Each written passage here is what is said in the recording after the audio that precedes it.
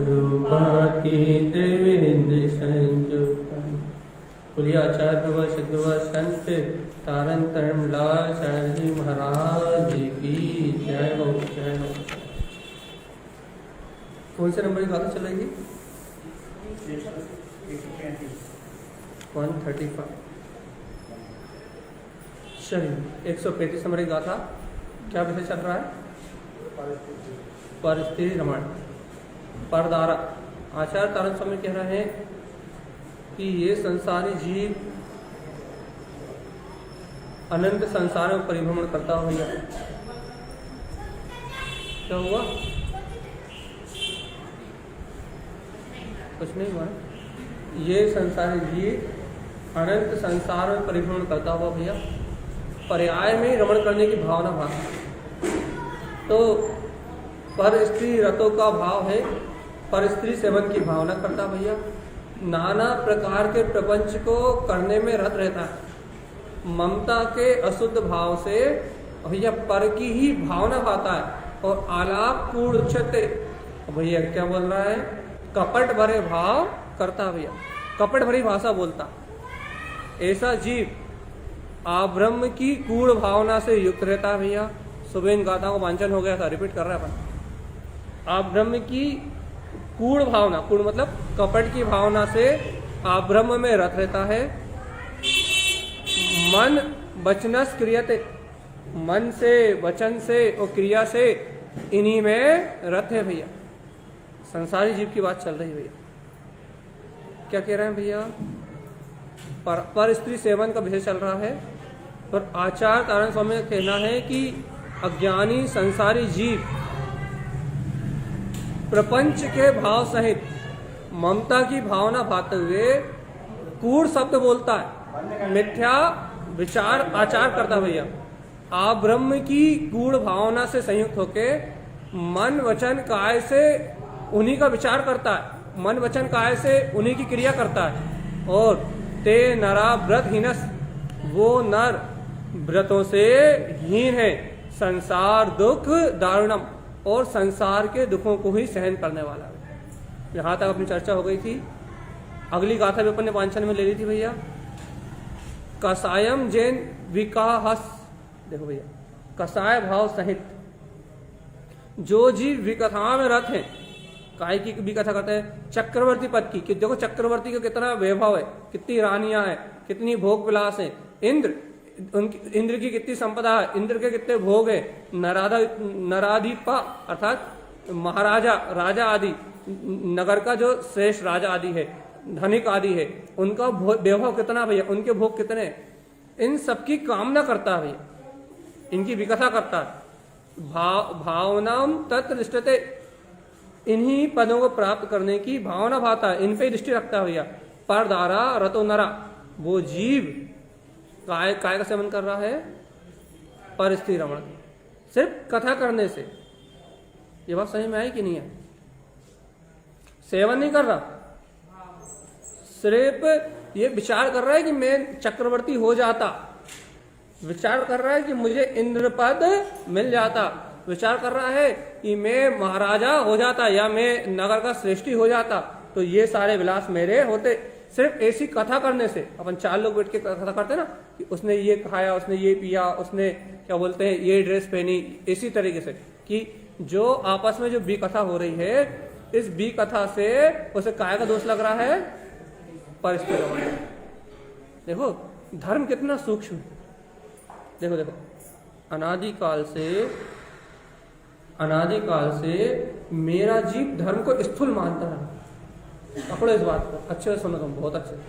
अनादिकाल से मेरा जीव धर्म को स्थूल मानता रहा। स्थूल का मतलब क्या होता है? स्थूल का मतलब मोटा, जड़, जो बाहर में क्रिया आदि रूप जो दिखाई देता है ये स्थूल है।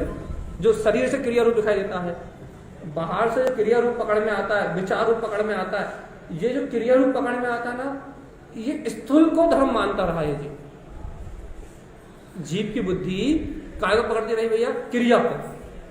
और थोड़ा क्रिया से आगे बढ़े तो शुभ भाव को, स्तुति पढ़ ली, जॉब कर लिया, पाठशाला चले गए, थोड़ा बहुत पढ़ लिया, थोड़ा बहुत लिख लिया।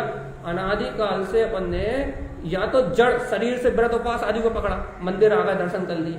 ये थोड़ा आगे बढ़े तो और ये देखो ये ज्यादा स्थूल है, मंदिर आना, जॉब करना, स्वाध्याय करना, पढ़ना, सुनना, ये ज्यादा स्थूल है। या किसे पकड़ा और इसकी पकड़ से थोड़ा बहुत और ज्यादा विचार करने लगे तो भाव की पकड़ कर ली। कौन से भाव की?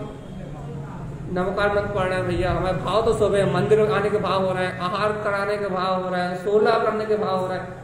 तो जीव ने स्थूल को पकड़ा, ये दोनों स्थूल है। आगे समझ में क्या समझ में आ गई कि पुण्य भाव भी कर्म का बंध है, कर्म उदय से ही शुभ परिणाम हो रहा है।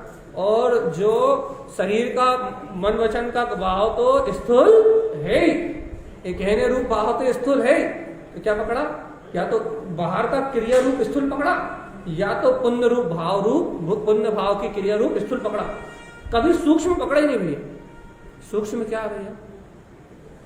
इन दोनों से परे ये जो हो रही क्रिया इससे, और जो मन में शुभ विचार आ रहा है, क्रिया करने का जो भाव आ रहा है, जो शुभ परिणाम बन रहा है इससे, इन दोनों से परे जो आदि अनादि शुद्ध ब्रह्म स्वरूपी, जो इस देह देवालय में देवत्व रूप में अनादि निधन जो शाश्वत परमात्मा, शाश्वत स्वभाव अपना ज्ञायक भगवान आत्मा जो बैठा है, वो इन दोनों से ये स्थूल है, ये परिणाम भी और क्रिया भी, इन स्थूल से वो एकदम सूक्ष्म है, अतीन्द्रिय है, ज्ञान मात्र है, अभी भी शुद्ध है, बुद्ध है, निरंजन है, निर्विकार है, अपनी पूर्ण चेतन में शक्ति में अनंत चतुष्टय भाव में इस समय विलास कर रहा है। अपन ने कभी उस बनी बना ही सकता, बनना नहीं है।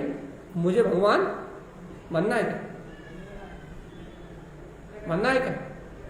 और दिमाग में पकड़ करना बस, मैं बना बनाया भगवान हूं, बस वो बात स्वीकार नहीं हो रही।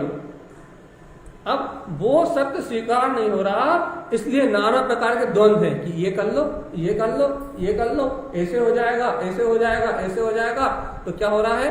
हो जाएगा, कर लेंगे, बना लेंगे, ला देंगे, चला जाएगा, ऐसी नाना प्रकार की स्थूल क्रियाएं स्थूल बुद्धि तो पकड़ में आ रही है। लेकिन मैं ही वो निराकार सत्ता हूं, चैतन्य में आत्मा हूं, वो ज्ञान मात्र प्रकाश मेरे ही है, ऐसा सूक्ष्म पदार्थ स्वीकार, ये स्वीकार नहीं होगा।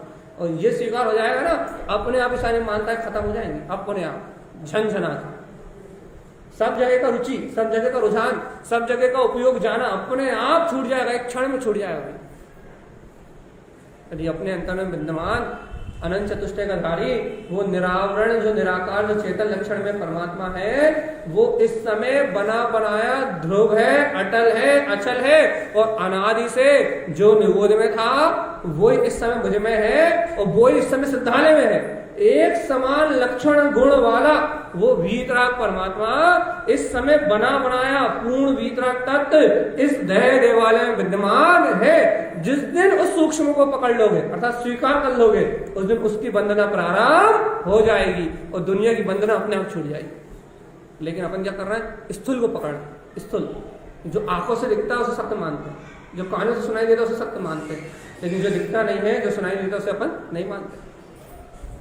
और सुनो, आत्मा आंखों से दिखता भी नहीं है और कानों से सुनाई भी नहीं देता, इसलिए दिखने वाली वस्तु को किया अपन ने अभ्यास, कानों से सुनने वाली वस्तु को किया अपन ने अभ्यास, शरीर से होने वाली क्रिया का किया। तो आत्मा ना आंखों से दिखता है, ना कानों से सुनाई देता है, ना शरीर से अनुभव में आता, और अपन ने अभ्यास कहाँ किया है? यह स्थूल में किया। आंखों से देखने की कोशिश करी आत्मा को, कानों से सुनने की कोशिश करी आत्मा को, बाहर की क्रियाओं को प्रकट करने की कोशिश करी धर्म को। क्या कह रहा है भैया? धर्म है, ये धर्म है, माला पहनना धर्म है, मंदिर आना धर्म है, ये नाना प्रकार की क्रिया करना धर्म है। तो अपन ने क्या करा है? अपन ने पूरे स्थूल जगत को धर्म बना दिया।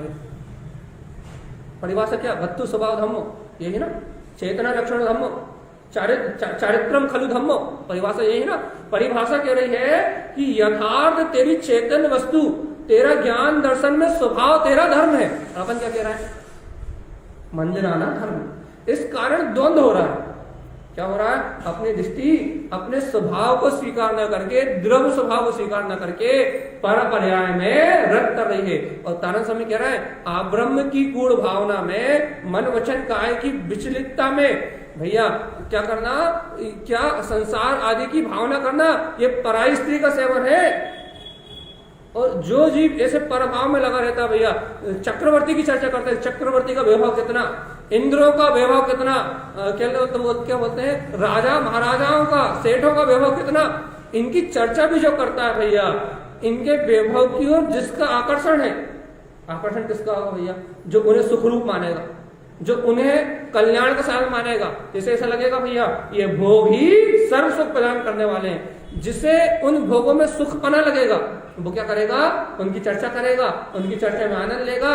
तारण स्वामी कहते हैं यदि ऐसी भावना कर रहे हो, इनके वैभव की ओर देख रहे हो, इनके भोग की ओर देख रहे हो, तो तरदारा रतो सदा, तो तुम काय में रथ हो, देख लो भगवान जी। इसलिए क्या जिसकी जैसी रुचि होती है वो वैसी भावना और वैसी चर्चा करता है, और वैसी भावना करके वैसी चर्चा करके अपने जीवन को उसी ओर ले जाता है। इसलिए तारण स्वामी सावधान कर रहे हैं कि तुम्हारी चर्चा, तुम्हारी दिनचर्या, तुम्हारे टीवी, तुम्हारा वीडियो, तुम्हारा मोबाइल, तुम क्या देखते हो, क्या खाते हो, तुम क्या चर्चा करते हो, तुम कैसे उठते हो, तुम कैसे बैठते हो, इस पे तुम्हारा पूरा उपयोग निर्भर करता है। कि जहां तुम्हारा उपयोग लगता है वैसे तुम्हारी रुचि है, और जैसी तुम्हारी रुचि है वैसे तुम्हारा भाव है, और जैसे तुम्हारा भाव है वैसे कर्मों के बंद हो रहे हैं। नहीं भैया, हम इन सब के बीच में भिन्न रहते हैं। हम तो भैया ये मानते हैं कि ये सब परिणाम हो रहा है, ये हमसे भिन्न है, तो भैया ऐसी प्रतीति हो, इसे कहते हैं जागरण। ध्यान से सुनो, इसे कहते हैं जागरण। ये सब होता रहे, अब घर में रह रहे हैं, कोई टीवी चला रहा है भैया, हमें तो बिल्कुल रुचि नहीं है, अब बैठे तो भैया इतना कंट्रोल में नहीं कि हम ना देखें, लेकिन मन वहां जा रहा है, लेकिन वहां जागृति है कि देखो देखो देखो ये टीवी पे चलने वाला सारा परिणाम ये मायाचारी है, ये झूठी एक्टिंग है, झूठी एक्टिंग नहीं, ये महापापी लोग कर रहे हैं। जो अच्छे सती सावित्री दिख रहा है ना, ये महापापी व्यसनी कामी भोगी जीव मात्र धन कमाने के लिए मात्र छल रहा है। किसको छल रहा है? एक जीवों को छल रहा है। काय के लिए? अपने लाभ के लिए। यदि एक्टर को पैसे नहीं मिले तो काम करेगा क्या? करोड़ों ना मिले काम होगा क्या? काय के लिए कर रहे हैं? उन करोड़ों का उपयोग क्या है? डांस क्लब, गाड़ी, भोग और उन सब के चारों को तो अपन जानते हैं क्या है उसका उपयोग। विलास है ना, व्यसन है ना, वासना है ना। और यदि उन वासनाओं को हम रुचि से देख रहे हैं तो अपने से क्या हो रहा है भैया? उन वासनाओं की कर वो रहे हैं, भोग वो रहे हैं और अनुमोदना अवन कर रहे हैं। तो गुरु महाराज कह रहा है परदारा रतो, पराई स्त्री का सेवन कर रहा है। बताओ भगवान जी, कर वो रहे हैं और अनुमोदना अपन कर रहे हैं। भावना अपनी वैसी हो रही, उपयोग अपना वहां लगा हुआ है। अरे देखो, अपने को 10 रुपए की कीमत है, पक्का है? सुनो, अपने एक समय के उपयोग की कीमत इतनी है, यदि एक समय का उपयोग अपने शुद्ध आत्मा के पास आ जाए तो सम्यक दर्शन हो जाए, 58 लाख योनियां अच्छे हो जाए। एक समय के उपयोग की इतनी कीमत है, एक समय के। सावधान, क्या कह रहे हैं? समझ में आ रही है? अपने एक समय के उपयोग की, यदि इस समय एक समय के लिए भी यदि अपना उपयोग अपनी आत्मा के सन्मुख आ जाए, एक समय के लिए भी यदि अपना उपयोग अपने वीतराग चतुर्थ स्वभाव को स्वीकार कर ले, तो इसी समय सम्यक दर्शन की प्रकटता हो जाएगी और 58 लाख योनियां विध्वंस हो जाएगी। 3 लोक की त्रिकाल सत्ता, जिसे जिनेन्द्र कहते हैं, सिद्ध परमात्मा कहते हैं, वो सिद्धार्थ इसी समय अनुभव में प्रकट हो जाएगा। एक समय की उपयोग कितनी कीमत है? कितने समय के? एक समय के उपयोग कितनी कीमत है मान ली। और तुम घंटों, एक समय, एक सेकंड का अनंत भाव है। तो कह रहा है जब, सुनो सावधान, जब एक सेकंड, एक समय की इतनी कीमत है तो अपन घंटों, मिनटों, महीनों, पूरे जीवन भर काय में लगा रहा अपना उपयोग। 10 पैसे की कीमत है, बताओ। अच्छा, आज तुम्हें 10 का नोट भी मिला है तो तुमने अपने उपयोग को शुभ परिणाम करे थे, पुण्य की वजह से मिला ना, और कहीं से तो नहीं आया। उपयोग लगाया था तो ही मिला ना। आज पाप का उदय ही मिला है तो अपन ने उपयोग लगाया था तो ही मिला ना। तो अपने उपयोग की कीमत कितनी?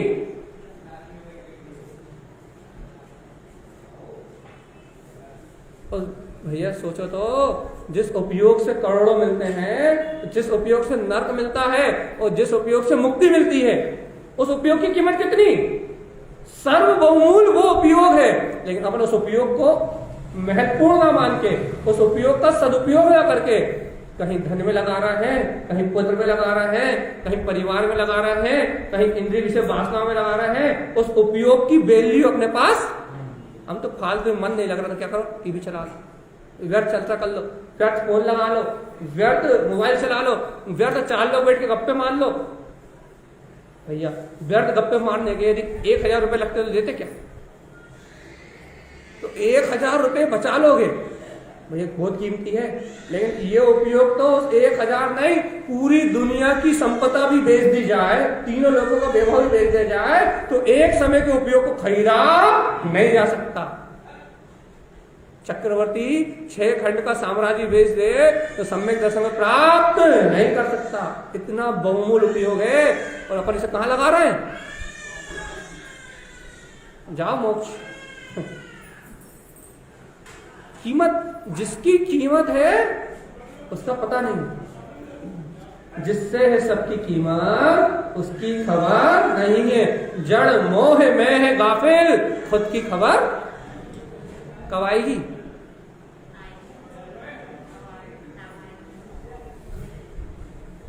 ये बात अपने को समझ में नहीं आ रही, ये बात अपने को स्वीकार नहीं हो रही कि इस उपयोग से सारा चमत्कार है।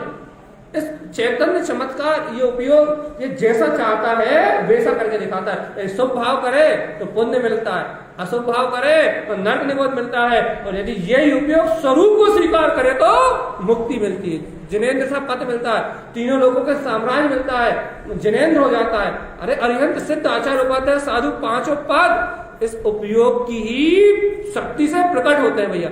इसकी वो सामर्थ्य, वो सत्ता, वो शक्ति है जिसका कोई और छोर नहीं है। लेकिन अपन इसकी ताकत नहीं समझते, अपन ताकत क्या मानते हैं? क्रियाओं की, बाहर की वस्तुओं की। उसको वो सूक्ष्मदर्शी, जो सूक्ष्म दर्शन करा सकता है, वो सूक्ष्मदर्शी जिसमें सूक्ष्म, जो स्वयं सूक्ष्म है, जिसमें परम सूक्ष्मत्व है, उस सूक्ष्म को पकड़ने की ताकत नहीं है। अपन स्थूल में ही रंजायमान हो रहा है, स्थूल में मन लगा। तो जीवात्मा सुनो तो, जब तक अपना मन स्थूल पदार्थों में लग रहा है, स्थूल पदार्थों में अपना उपयोग लग रहा है, तब तक सिद्धि मुक्ति की प्राप्ति होने वाली नहीं। ये बात हमने क्यों, बताओ, ये उदाहरण क्यों दिया हमने? कि अपन चक्रवर्ती, इंद्र, धरेंद्र आदि इनकी चर्चा कर रहे हैं, तो परिस्थिति धर्म सेवन क्यों हो रहा है? क्योंकि ये उपयोग जहां विचार करता है, जहां लगता है, वैसे ही रमण इसका कहलाता है। पर की चिंता कर रहा है तो परिस्थिति रमण कर रहा है। ऐसा विज्ञान है, और ऐसा विज्ञान तारा स्वामी क्या है? अब सलटोगे कि नहीं? सलटना कि नहीं? अब सलट जाओ भगवान जी, ऐसी सूक्ष्म बातें कोई नहीं सुनाता, न सुनने मिलेगी। तारा स्वामी क्या कहना है कि जीव कसाई की भावना करता है, इंद्र चक्रवर्ती नारायण आदि के पद की भावना करता है, और इस भावना को करके परदारा में रत रहता है। काम कथा चा वर्णत्वम, देखो भैया सबसे ज्यादा आज प्रचलित है ये। मोबाइल खोलो तो एड, काय के एड आते हैं। हाँ, मोबाइल खोलते से काय के एड आते हैं। मतलब मोबाइल खोलो, टीवी खोलो, कोई भी चीज खोलो तो काय के एड आते हैं। नाम लिखो, पढ़ो, क्या लिखा, गाथा पढ़ो, गाथा नंबर 138, बस इतना ही। अब बताओ काय के एड आते हैं?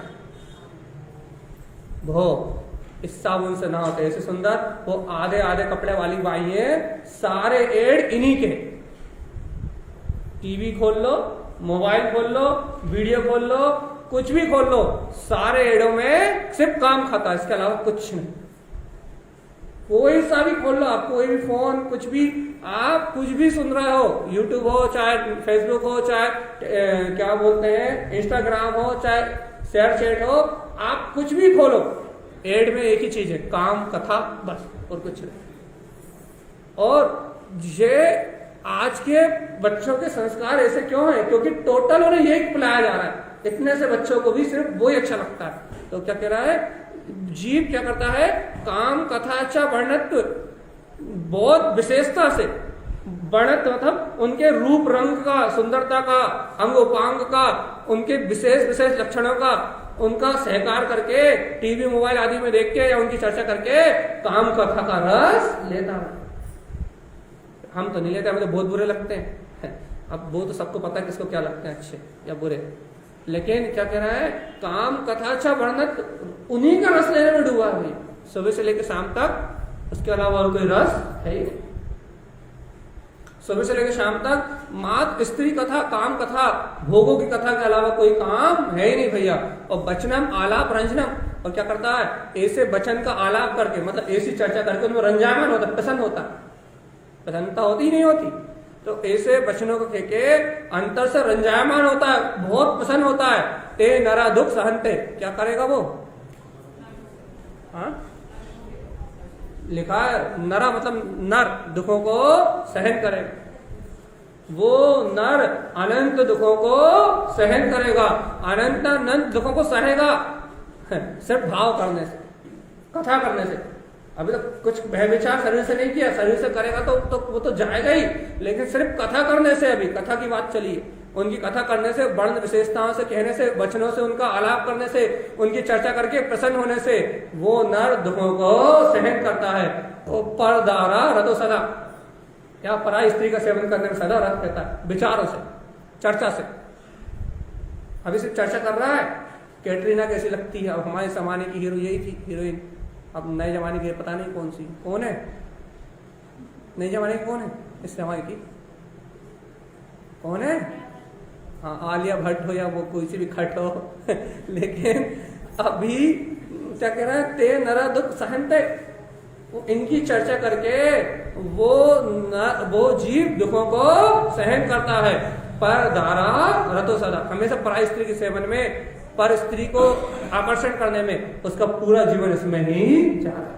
वो धन भी कमाएगा तो इसलिए कमाएगा, वो गाड़ी लेके घूमेगा तो भी इसलिए घूमेगा, अच्छे कपड़े पहनेगा तो इसलिए पहनेगा, वो सारे काम उसके हाव भाव क्रिया सब उसी योजनाओं में होंगी, पैसा भी इसलिए खर्च करेगा।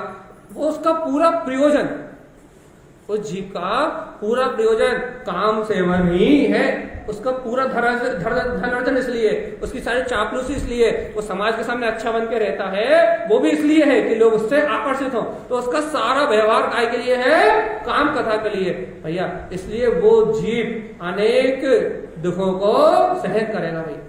आगे क्या कह रहा है, सुनो सुनो, विकहा अशुद्ध प्रोक्तम च, कुशास्त्रों से, अशुद्ध, अशुद्ध कहा ना, उपन्यास, मैगजीन, पेपर आदि आदि आदि कुछ भी लगा लो, क्या करता है, इनके माध्यम से भैया विकथाओं को सुनता है, कहता है। क्यों क्यों कहता है भैया, मैगजीनों में क्या लिखता है, उपन्यासों में क्या लिखता है, कामार्थ शुद्ध उक्तम, कामार्थ जिनसे काम का प्रयोजन सत्ता हो, ऐसे शुद्ध की चर्चा करता है। जैसे कि अभी हम चक्रवर्ती का बखान करने लगे कि चक्रवर्ती की 96,000 रानियां, आहा, एक एक रानी अप्सरा से ज्यादा सुंदर, पट रानी के पास इतना वैभव, और उसको ये नहीं होता, उसको वो नहीं होता, उसकी चमक ऐसी, उसकी धमक ऐसी, उसका रूप ऐसा, उसका रंग ऐसा, उसकी चाल ऐसी, उसकी ढाल ऐसी, उसके बाल ऐसे, उसके रत्न ऐसे। अब यारी उसकी पूरी चर्या कहने लगे, ऐसी दिखती, ऐसी चलती, ऐसी बैठती, ऐसी खाती, उसके पांव के नीचे रत्न बिछते। अब यारी उसकी चर्चा करने लगे, क्या चर्चा हो जाएगी, है काम, काम बोलेगा काम अर्थ, जिससे काम का प्रयोजन सदे, मतलब उस चर्चा को करने में काम का रस आना चाहिए। काम का कोई काम कर, भोग सिर्फ करने से थोड़ी ना होते, शरीर से करना भाग भोग थोड़ी ना है। तीसरे स्वर्ग से ऊपर सारे देव क्या करते हैं भैया, तीसरे स्वर्ग से ऊपर सारे देव, तीसरे स्वर्ग से सारे देव सिर्फ विचार करने मात्र से विचार कर लेते हैं। पहले दूसरे स्वर्ग के देव तो काया से विचार करते हैं, मनुष्यों की तरह, त्रियंशों की तरह। लेकिन इसके ऊपर के देव काम क्रिया करते हैं, काम क्रिया करते हैं नहीं करते। काय से काम क्रिया होती है उनकी, मात्र नृत्य देखने से, मात्र विचार करने से, मात्र देवांगनाओं को देखने मात्र से, बिना स्पर्श करे। बात समझ में आई कि नहीं आई, बिना स्पर्श करे मात्र कथा मात्र से क्या हो जाता है, भय विचार। तो ऊपर के स्वर्गों में तो सिर्फ कथा मात्र से व्यभिचार होता है। तो यहाँ क्या समझाना चाह रहे हैं, क्या कहना चाह रहे हैं आचार्य देव कि जीवात्मा काम कथा चा वर्णत्व क्या कर रहे हैं, कह रहे हैं कि ये जीव काम की कथा करता है, विशेषता से उनका आलाप करता है, उनमें रंजायमान रहता है। और भैया जनवाणी के माध्यम आसुर मतलब कहता तो भगवान के वचन कह रहा है, भगवान की बात कह रहा है, या फिर प्रथमान योग की चर्चा सुन रहा है, लेकिन क्या करता है, काम कथा का विशेषता से आलाप करता है।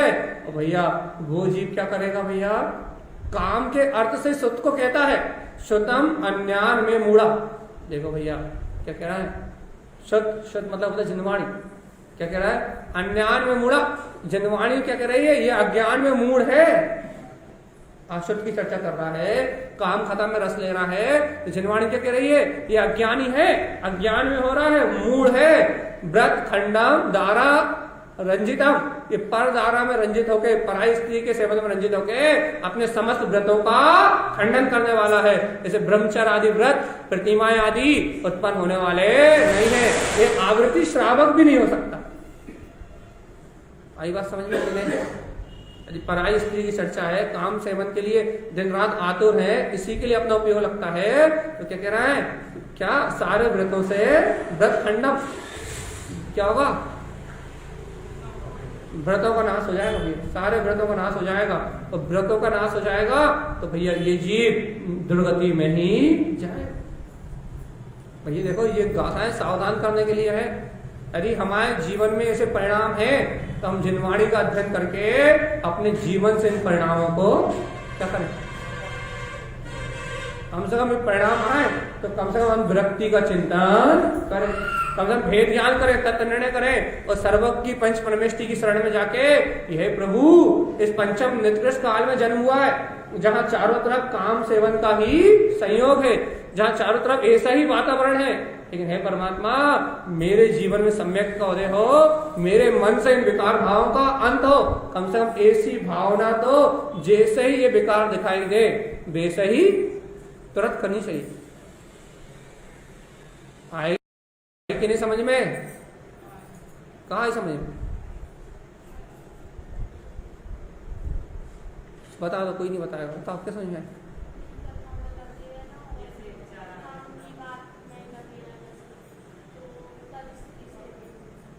तो अभी उपाय क्या बताया कि यदि ऐसे परिणाम यदि गलती से भी दिखाई दे तो पंच परमेष्टि की शरण में जाके कि प्रभु इस निष्कृष्ट पंचम काल में मैंने जन्म लिया है, जहाँ देश काल भाव में ऐसा ही वातावरण है, चारों तरफ इस काम सेवन की कथा है, प्रभु मेरी आत्मा की रक्षा करो और मेरे अंतर में सम्यक श्रद्धान जागे, मेरे अंतर में चारित्र का बल जागे और मेरी आत्मा इन विकारों से छूट जाए, ऐसी भावना कर लो। तो जो असाधन अनर्थ दंड और जो भी दोष लग रहा है, ऐसी भावना करने से आधे हो जाएंगे। अब बता क्या बोला हमने,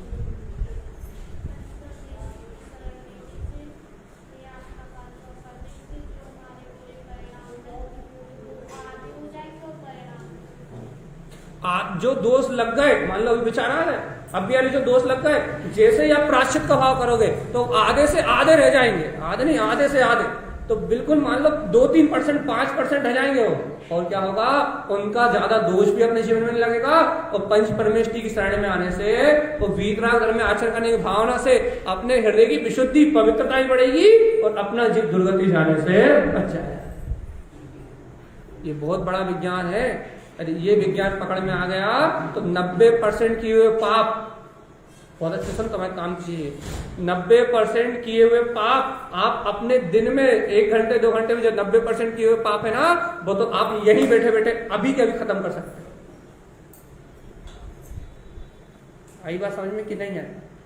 90% पाप तो आप बैठे बैठे यहीं, क्योंकि प्रति समय हो रहा है, विचारों से, क्रिया से, चलने से, बैठने से, 90% पाप तो आप अपने इन भावों से तत्काल खत्म कर सकते हो, तत्काल, रोज के रोज का अकाउंट अपना पाप का कम करके पुण्य का अकाउंट सिर्फ नमोकार मंत्र पढ़ के पंच परमेष्टि की शरण में जाके आत्म प्राप्ति की भावना भाके, और इस पंचम निष्कृष्ट काल में ऐसी भाव स्थिति है, इसलिए ऐसे परिणाम हो रहा है, मैं इनका करता करता नहीं हूँ, प्रभु मैं आपकी शरण में हूँ, मेरे भाव में विशुद्धि दीजिए, ऐसी भावना करके 90% पाप खत्म कर सकते हो और अपने परिणामों की विशुद्धि बढ़ा सकते हो। स्वाध्याय चिंतन के साथ यदि रहोगे तो परिणाम विशुद्ध होंगे और ऐसी भावना भाओगे तो जितने पाप है वो अपने आप ही अच्छे होंगे।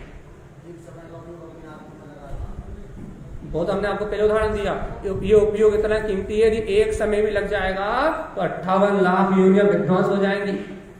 उपयोग, एक समय के उपयोग में इतनी कीमत, एक समय में अशुभ परिणाम करे तो नरक का मन कर ले, और एक समय में शुभ परिणाम करे और स्वर्ग उपजा ले, और एक समय में आत्मा में जाए तो तीनों लोगों का नाथ बन जाए।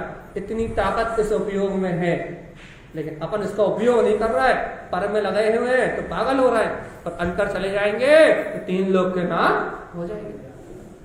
इतनी ताकत है अपने पास, कभी विचार की?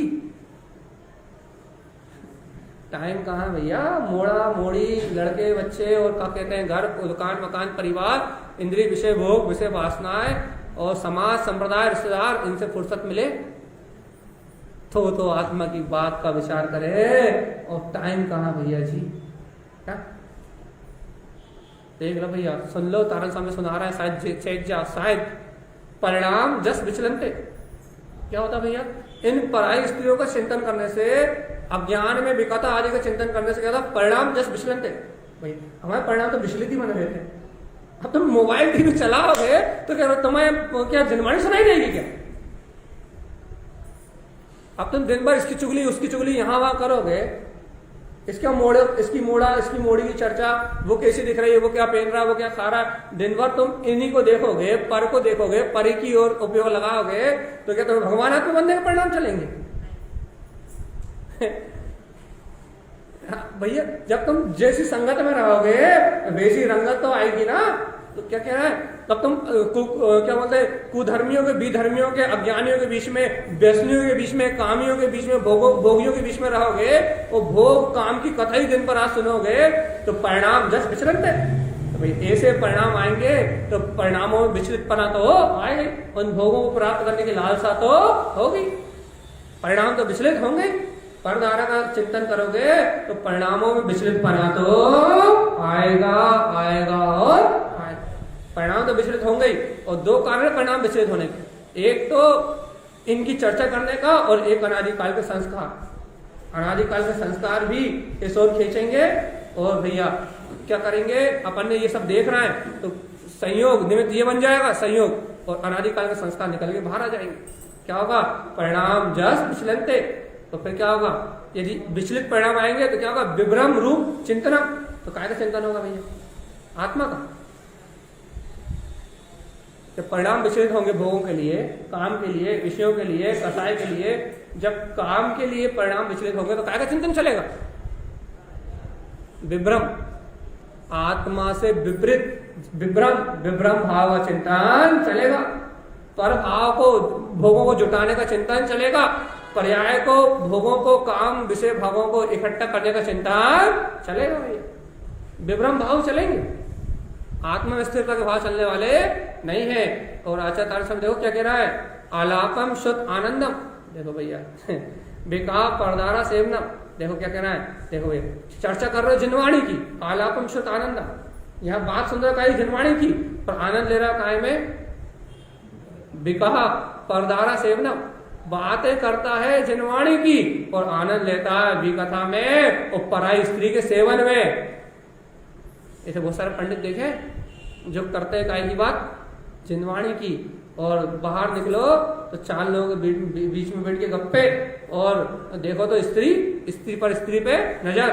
तो भैया क्या कर रहा है, बातें कर रहा है काय की, जिनवाणी में आनंद ही आनंद है, सत्य में आनंद ही आनंद है, बातें कर रहा है भगवान की वाणी की और आनंद ले रहा है जिनवाणी में। और फिर लगा कहाँ है, विकहा परदारा सेवना, विकथा और पढ़ाई स्त्री के सेवन में, ये सजीव निरोध में जाएगा भैया। देख लो यदि इस गादी का दुरुपयोग करोगे तो फिर क्या दशा होगी उसका कोई अंदाजा नहीं। तो क्या कह रहा है, मान आदि काय विश्रांति। देखो भैया मन आदि या मान कसाय से काय विश्रांति, देखो जब मन में विचार आते हैं तो फिर काय से वैसी क्रिया करने की भाव दशा बनती है भाई। दिन रात उसी चीज की भावना भाओगे तो काय से वैसा भय विचार हो गई, विचलितपना आ गई, इंद्रिय विषय रंजितम, और वो जीव क्या करेगा भैया, इंद्रिय विषयों में रंजायमान होगा। व्रत खंडनम सर्व धर्मस्य, क्या कह रहा भैया, अरे उसके सारे व्रत सब धर्म सब खंडे हो जाएगा। अनेक अचेत साध्यम, काई साधना करेगा वो, क्षणभंगुर अचेतन की ही साधना करेगा। आई बात समझ में? अनादिकाल से अचेतन स्थूल को पकड़ा, शरीर को पकड़ा, बाहर के झूठे व्यापार मन वचन काय क्रिया को पकड़ा, मन वचन काय से विचलित होकर इंद्रिय विषयों को पकड़ा, तो अपने सारे व्रत खंडित हो गए।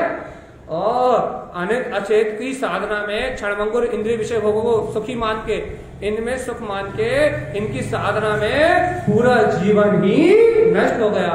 तो भगवान आत्मा इस संसार का सारा जितना भी भाव है भैया वो विषय भोगों में ही बीत गया। आत्म तत्व की शुद्ध आई क्या?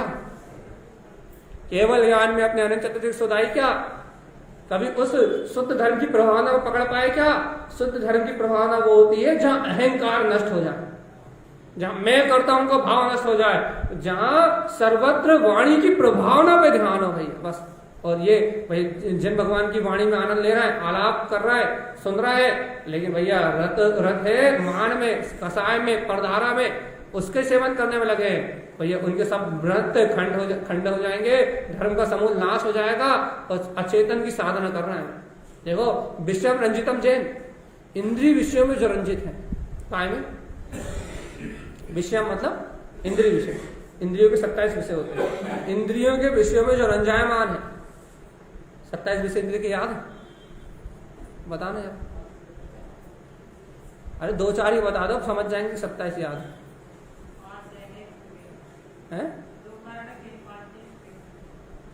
हम बता दे रहा है छटपट, कौन कौन से भैया 27 विषय कैसे? आपको एक छोटी सी बात, सीधी सी बात पकड़ा दे रहा है, आंखों का विषय, कान का विषय, इन सब इंद्रिय के अपने अपने विषय। जैसे जिह्वा इंद्रिय का क्या है भैया, खट्टा मीठा कसाला चिरपिरा आदि आदि आदि। स्पर्शन इंद्रिय का क्या है, नरम कड़क ठंडा गरम और आदि। ये इंद्रियों के ऐसे पंच इंद्रियों के पूरे 27 विषय। और अज्ञानी जीव क्या करता है, विषयम रंजितम जैन, क्या करता है, सदा इन इंद्रिय विषयों में ही रंजायमान रहता, आनंद मानता, आनंद काय में, इंद्रिय विषय। याद रखो चेतन आत्मा, एक समय के उपयोग की कीमत बहुत है। मन वचन काय से विचलित होकर इंद्रिय विषय में रंजायमान होकर जीव व्रतों का खंडन करता है, अचेतन और अनित्य की साधना करता है। विषय रंजितम जैन, जो जीव इन इंद्रिय विषयों में रंजायमान होता है, अनित्यानंद संयुक्तम, काय के आनंद में संयुक्त होता है। पढ़ो क्या लिखा है, अनित्यानंद मतलब झूठ क्षणभंगुर पदार्थों के आनंद में रत होता है। काय में आनंद आ रहा है भैया, जो वस्तुएं विनाशिक है, जिनका कोई अस्तित्व नहीं है, इन क्षणभंगुर पदार्थों के, क्षणभंगुर पर्यायों के आनंद में संयुक्त रहता है। पुण्य सद्भावम उत्पादनते, हमेशा क्या चाहता है कि हमारा पुण्योदय बना रहे। क्यों बना रहे? तो जो भोग चाहिए पुण्य से तो मिलेंगे। माला काय को पढ़नी है भैया, कि हम लोग पुण्योदय खत्म ना हो जाए। काय यदि पुण्योदय नहीं रहेगा तो फिर भोग कैसे मिलेंगे भैया? काम भोग भी चाहिए तो पुण्योदय तो चाहिए, धन का भोग भी चाहिए तो पुण्योदय चाहिए। सारे भोग काय से मिलते हैं? पाप उदय से छिनते हैं। मालूम लोग मंदिर क्यों आते हैं? ये गाथाएं प्रमाण करती हैं। मंदिर अनादिकाल से हम लोग इसलिए आते हैं, आप हो चाहे हम, मंदिर से इसलिए आते हैं कि हमारे पुण्य का सद्भाव बना रहे और हमारे विषय भोगों में कोई कमी ना आए। इसके अलावा कोई लक्ष्य नहीं है। आप चाहे कितनी मायाचारी कर लो, हम मोक्ष जाने के लिए आते हैं, लेकिन झूठ है और सर्वथा झूठ है, सर्वथा झूठ है, कहीं से कहीं तक सत्य नहीं।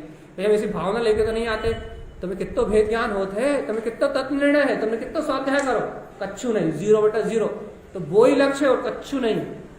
तो क्या कह रहे हैं आचार्य करण स्वामी कि पुण्य का सद्भाव चाहता हमेशा।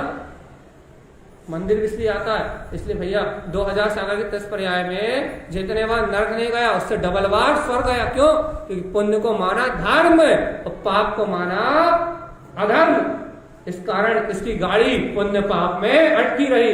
कभी सच्चे धर्म को चेतनता को, सूक्ष्म आत्मा को कभी इसने धर्म रूप स्वीकार किया नहीं। पुण्य को धर्म मान लिया और पाप को अधर्म मान लिया, बस पुण्य पाप में झूलता रहा, कभी आत्म तत्व की प्राप्ति नहीं हुई। पुण्य को धर्म मान के पुण्य करता रहा तो स्वर्ग जाता रहा, और भैया जब पाप स्वर्ग में जब पाप कमाया उससे नरक में जाता रहा।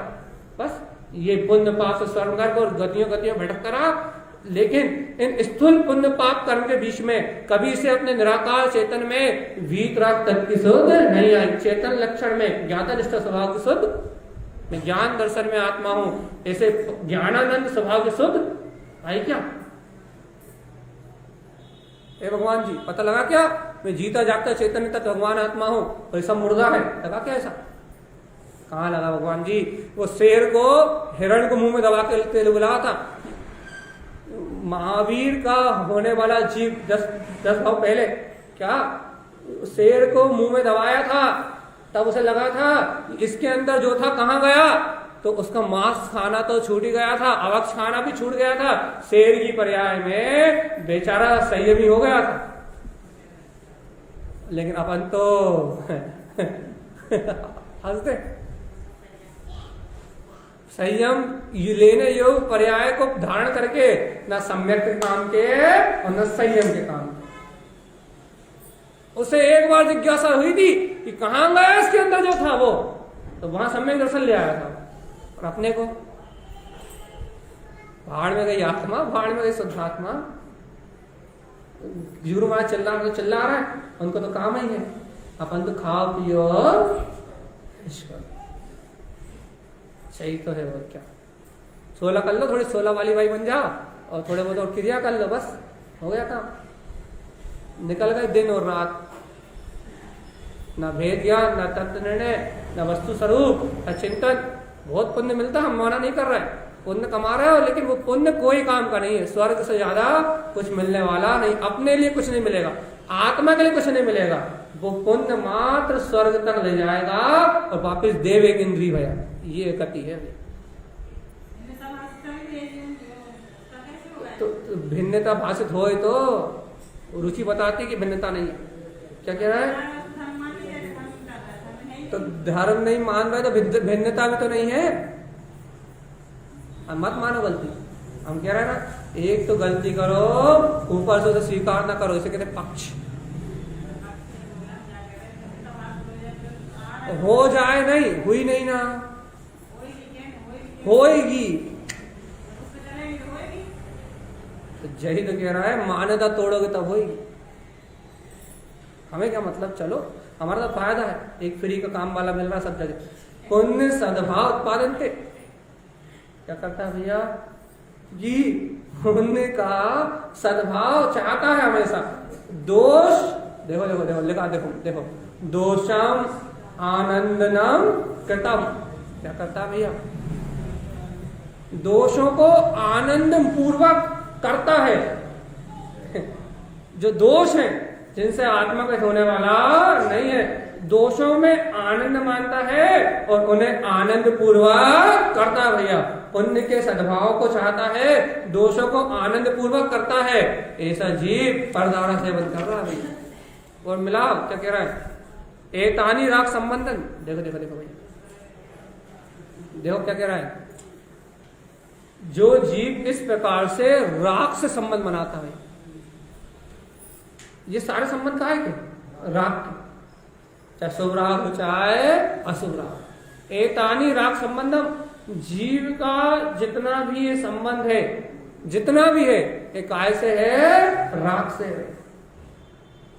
अपन तो ऐसा तो कह देते हैं व्यवहार में अपने वैसे कहना, पाप करने से अच्छा तो पुण्य करना। जो पापी पाप कर रहा है, व्यसन कर रहा है, उससे अच्छे हम तो अच्छे पुण्य तो कर रहे हैं कम से कम। भैया हम भी मान रहे हैं कि आप उन पापियों से अच्छे, कि आप अगले भाव नरक नहीं जाओगे, लेकिन ये पुण्य नियम से विषय भोगों को इकट्ठा कराएगा, नियम से आगामी भाव में और विषय भोगों की संतुष्टि कराएगा। ये साथी से पुण्य नहीं है, ये पुण्यानुबंधी पुण्य भी नहीं है, ये पापानुबंधी पुण्य है। क्यों है पापानुबंधी पुण्य? क्योंकि चेतन लक्षण आत्मा के और भीतराग धर्म की प्रभावना से ही पुण्यानुपुण्य बनता है। निर्दोष अहंकार पूर्वक भाव से ही पुण्यानुपुण्य बनता है। सम्यक दृष्टि को ही साथी से पुण्य बनता है। इसके अलावा पुण्यानुपुण्य और साथी से पुण्य का बंध नहीं होता। आई समझ में कि नहीं?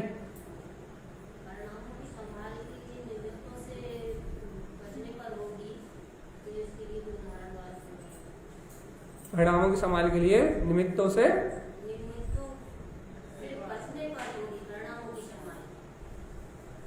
निमित्तों से बचने पे होगी। वहां लिखा है क्या लिखा? पढ़। परिणामों की संभाल निमित्तों से बचने पर होगी। देखो भैया, निमित्तों से बचने पे होगी। देखो कितनी सटीक बात लिखी है।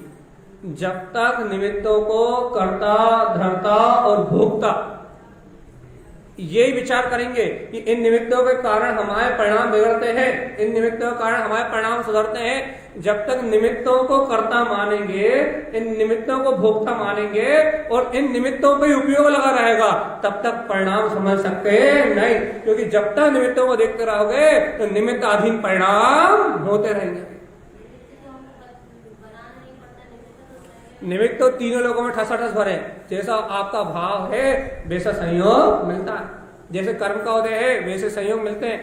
तो निमित्त भैया आपके भाव अनुसार बंधे हुए द्रव कर्म, नो कर्म के अनुसार संयोग में मिलते हैं। निमित्त तो इस लोक में ठसाठस भरे हुए हैं भैया, लेकिन भगवान आत्मा निमित्त तो चारों ओर ठसाठस है।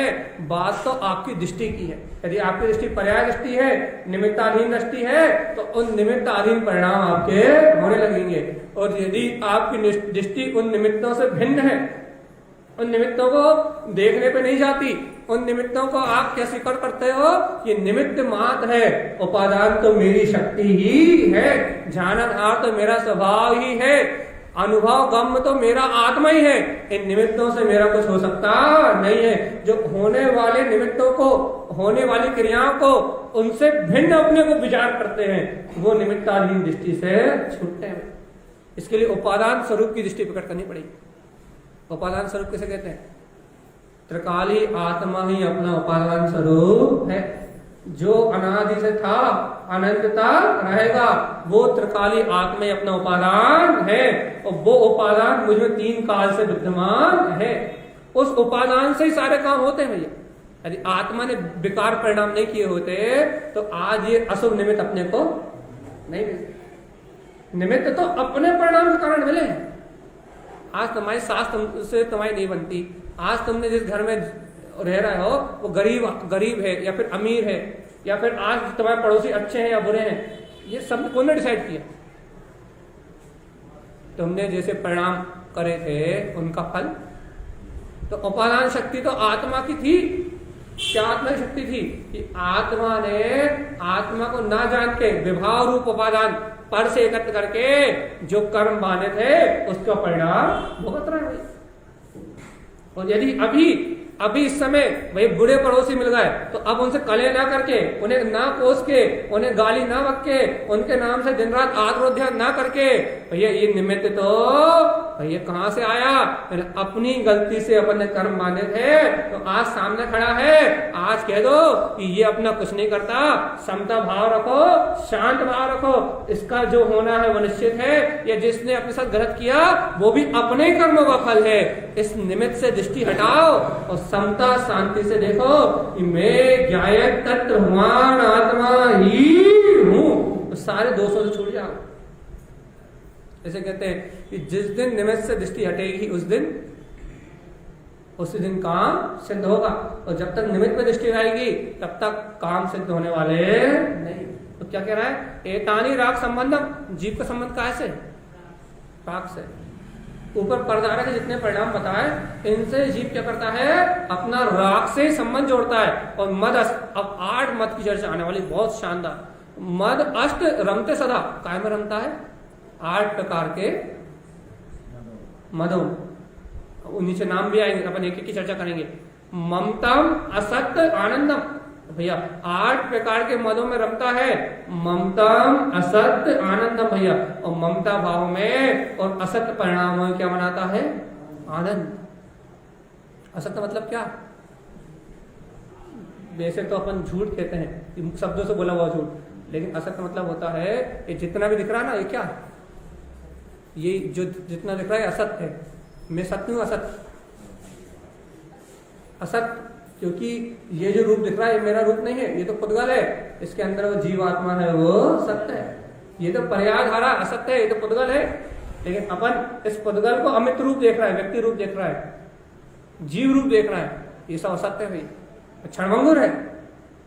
आचार्य कारण समय क्या कह रहा है, देखो भैया वस्तु का जैसा स्वभाव है उससे विपरीत देख रहा हो तो झूठ, वस्तु की जैसी सत्ता है उसे उससे विपरीत देख रहा हो तो झूठ, और वो तो क्षणभंगुर है ही। तो क्या कह रहा है, ये संसारी जीव क्या करता है, ममता भाव से 8 मदों में रत रहता है और असत्य और अशाश्वत पदार्थों के राग में उत्साहम प्रपंच रतो, क्या करता है भैया,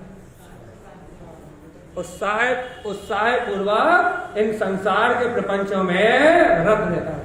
आनंद आता है, बहुत उत्साह आता है, शादी हो तो, बर्थडे हो तो, संसार का काम हो तो क्या आता है, ऐसे ही लौकिक कोई भी काम हो उसमें उत्साह आता है। तो क्या कह रहा है, उत्साह आता है प्रपंचों में, पर प्रपंचों में बहुत आनंद आता है, बहुत उत्साहित रहता है। शरीरे राग मृगंते, और काय का राग बढ़ाता है, बताओ काय का राग बढ़ाता है, हाँ काय का राग बढ़ाता है, ये इसका ही आनंद चाहिए पूरा। तो भाई सारे सुख तो इसी को चाहिए, ठंडी गर्मी, भूख प्यास, मेकअप से लेके अच्छा खाने पीने बैठने उठने से लेके नरम गद्दे से लेके एसी कूलर फ्रिज आइसक्रीम से लेके सब काय का है। सारी सेवा तो 3 टाइम खाना, 4 टाइम खाना, 6 टाइम खाना, अच्छा खाना बुरा खाना, सारी चीजें, लिपस्टिक क्रीम पाउडर तेल पाउडर से लेके सब चीज, तो सब चीज कपड़े से लेके मेकअप से लेके सब चीज काय के लिए, सिर्फ शरीर के राग के लिए। इस शरीर को तो फ्री का नौकर मिल गया, ये आत्मा, सही कह रहा है भगवान। ये बात बताओ, सही बताओ, अपने मन से बताओ, अंतरात्मा से विचार करके बताओ। इस शरीर को, इस गंदा है, गटर से भी गंदा है शरीर, गटर से भी मलिन है, बस चमड़ी हटा दो, गटर से ही मलिन है शरीर, तो गटर से भी मलिन इस शरीर को फ्री का नौकर मिल गया, कौन, ये आत्मा फ्री का नौकर है जो दिन रात इसकी सेवा में लगा हुआ है। जबकि इसकी सेवा करके कर्म बनते हैं, कसाय बनती है, पाप बनता है, अनाचार बनता है, लेकिन दिन भर इसे अपना मान के, इसमें ममता भाव रख के दिन भर इस शरीर से राग करके भैया शरीर की राग बढ़े, शरीर के पोषण में पूरा दिन निकल जाता है भगवान, पूरा सुबह से लेकर रात तक इस शरीर की समय में निकल जाती है। ते पुनः दुर्गति भाजनम, बड़ी मुश्किल से निकल के मनुष्य तन पाया था, बड़ी मुश्किल से निकल के मनुष्य भाव पाया था, मनुष्य भाव में आए थे, लेकिन मनुष्य भाव में आने के बाद वो जीव ते पुनः दुर्गति भाजनम, कहाँ चला जाएगा वापिस, जहां से आया था, नर्क निगोज से आया था, बड़ी मुश्किल से मनुष्य भाव मिला था, अब वापस कहाँ चला जाएगा, वहीं चला जाएगा। काहे का काम,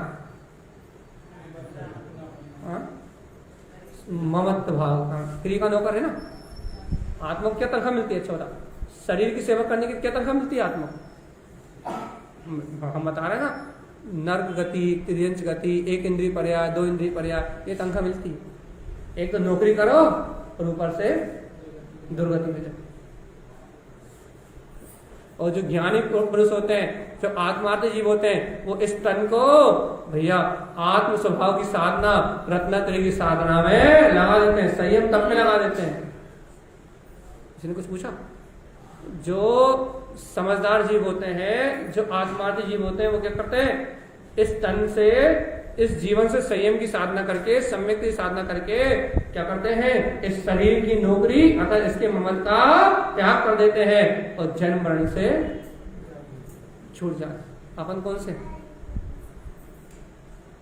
पहले वाले राग वृद्धंती, तो क्या करता है, शरीर से राग बढ़ाता है और ते पुनः दुर्गति भाजनम, जहां से आया है वहीं चला जाता है। तो ये कभी कभी ये बातें सुन के थोड़ा बहुत डर मन लगता है कि नहीं लगता? थोड़ा बहुत भय लगता है कि नहीं लगता? भगवान जी क्या कर रहा है, काय में जीवन निकल रहा है, सुबह हो रही, शाम हो रही, जिंदगी यूं ही तमाम हो रही है। वही सुबह उठे तो खाना पीना, नहाना धोना, इंद्रिय विषय भोग, और वही रात में सोए तो वही, और फिर कल सुबह उठे तो वही। अच्छा, एक ही एक काम करते भैया, देता 4-6 दिन यदि तुअर की दाल बन जाए तो ऐसा लगता भैया अब तो कुछ इडली डोसा बना दो भगवान जी, कब तक घास फूस खिलाओगे? लगता है कि नहीं लगता? 4 दिन एक सी सब्जी बन जाए, मान लो 4 दिन आपको दाल ही दाल बना के खिलाई जाए, 4 दिन नहीं वो 8 दिन हो जाए, और वो मूंग की दाल बनाई, तुअर की तो फिर भी अच्छी लगती है। यदि 8 दिन यदि मूंग की दाल बनाई जाए, वो भी उबली हुई, तो क्या लगता है? भगवान जी जान ले लो, या तो मार ही दो, या तो प्राण ही ले लो भगवान आत्मा, और या तो ये मूंग की दाल सामने से हटा दो, कचू दे दो। ऐसा लगता है? या तो भगवान जी जान का मतलब क्या लगे मूंग की दाल खा के जीने का क्या मतलब? मूंग की दाल खा के जीने का क्या मतलब? ना कचू रस है, ना कचू है, का जी रहा है? कचू घास फूस खा रहे हैं। या तो मूंग की दाल को हटा दो, या हमें हटा दो। ऐसे ही लगता है भगवान जी 8 दिन खाने में पसीने आ जाएंगे भगवान। भगवान जी एक बार बताओ, रोज वही सोते हो, रोज वही जागते हो, रोज वही थोबड़ा धोते हो, रोज उसी चेहरे को सजाते हो, रोज वही मेकअप करते हो, रोज वही को कपड़े पहनाते हो, रोज वही को खिलाते हो, कभी बोर नहीं होते कि वही खाना, वही पीना, वही सोना, वही जागना, वही घूमना, वही फिरना, दिन रात एक जैसी क्रिया। कल भी सोए थे, आज भी सो गए, कल भी उठे थे, आज भी उठ गए, कब बोर नहीं होते?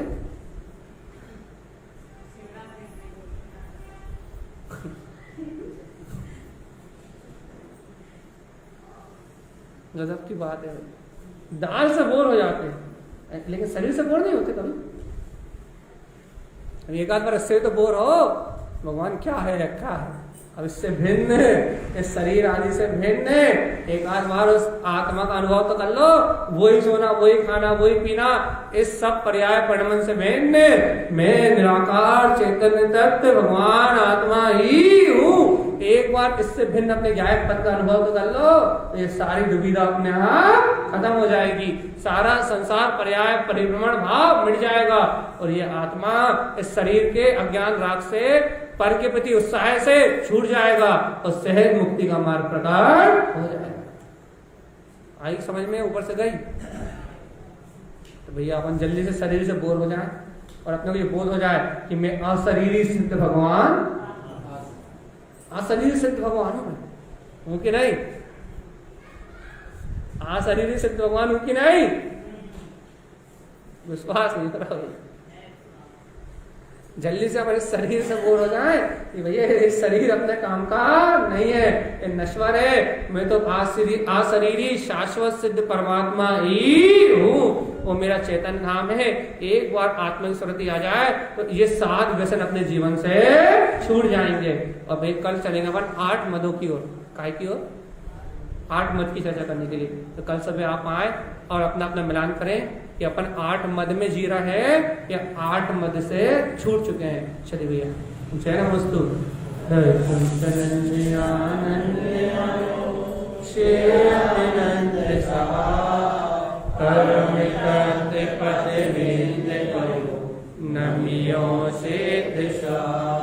गुरुवे श्री गुपति गुपति ज्ञान सहका हरण तरण समर्थ गुरु संसार निवा भ्रम विचुतौ जिनवरि अर्थत अर्थ जो भय विनाश भव जो ममल ज्ञान पर लो। देव को, गुरु को, धर्म को, साक्षी को बारंबार नमस्कार।